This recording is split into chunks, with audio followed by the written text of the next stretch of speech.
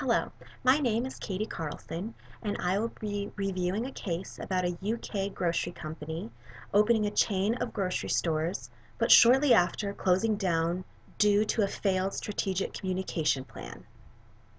In 2006, Tesco, a UK-based company, decided to open hundreds of fresh and easy grocery stores in the US throughout Nevada and California. According to an article in Communication World magazine, the company had done extensive research. It spent years profiling the market. It sent executives to live with families in California to observe how they shop. It built secret test stores and randomly investigated the contents of Americans' refrigerators. But in 2013, Tesco announced it was selling all of its Fresh and Easy stores.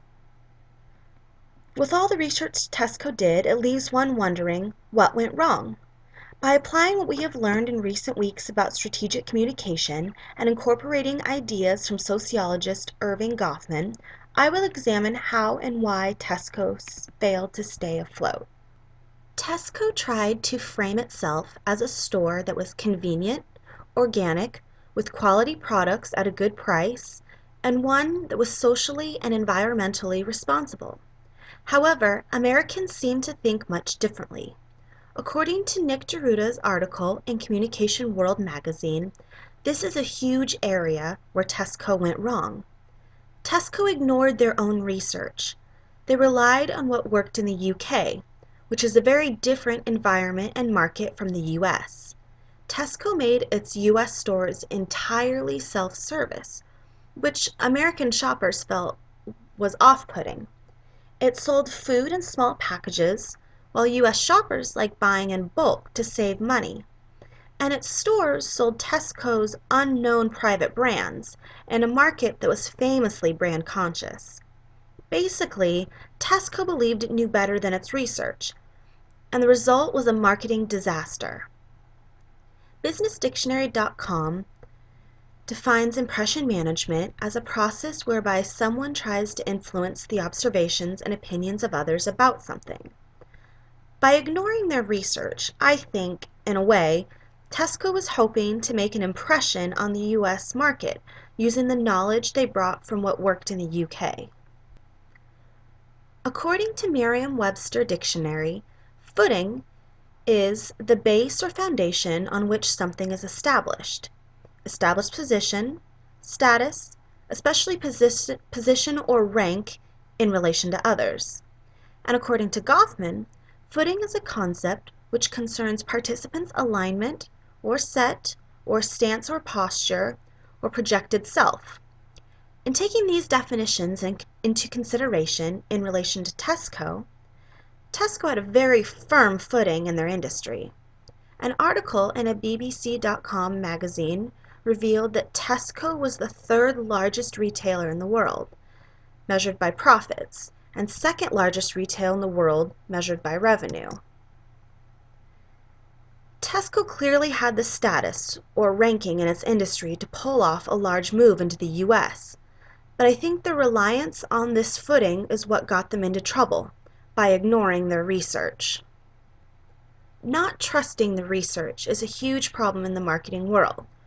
Research is crucial to any communication plan, whether conducted prior to implementing something to identify a goal, or afterward to understand the audience, situation, and environment. According to Deruta, since the audience plays an essential role, they're often the primary research target.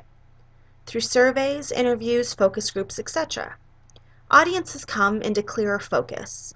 We learn who they are, their habits, concerns, and preferences. All this data is invaluable when planning communications.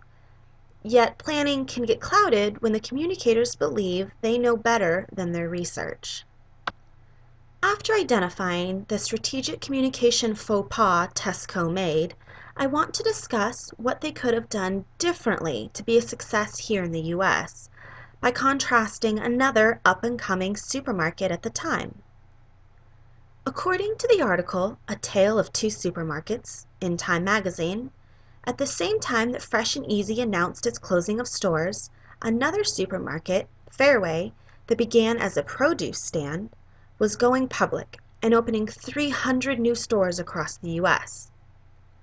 Early on in Fresh and Easy's history, one of the biggest consumer complaints about Fresh and Easy was that it was neither fresh nor easy.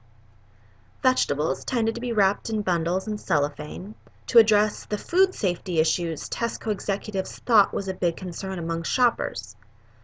But by doing this, it meant that shoppers couldn't inspect the produce for bruises, or even buy just a single item. There was emphasis on ready-made meals, which didn't resonate with shoppers either, and it certainly didn't help stores live up to the fresh name. Presumably, Fresh and Easy thought it was offering convenience in the form of dozens of small neighborhood locations. But because the selection was limited, many felt the stores didn't deliver one-stop shopping, which wasn't convenient or easy. My sense is that what they tried to do was make a European model, says Professor Anthony Dukes at the USC Marshall School of Business.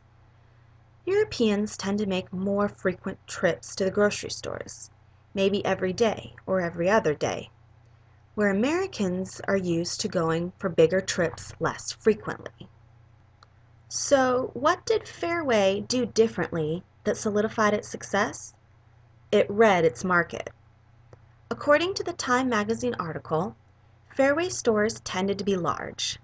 The Red Hook Brooklyn location is over 75,000 square feet, with enormous selections of cheese, fish, and exotic treats, and produce that's fresh and squeezable enough to develop something of a cult following. The way in which we construct our knowledge and reality and form accepted truths in the world of strategic communications is critical. Research cannot be ignored.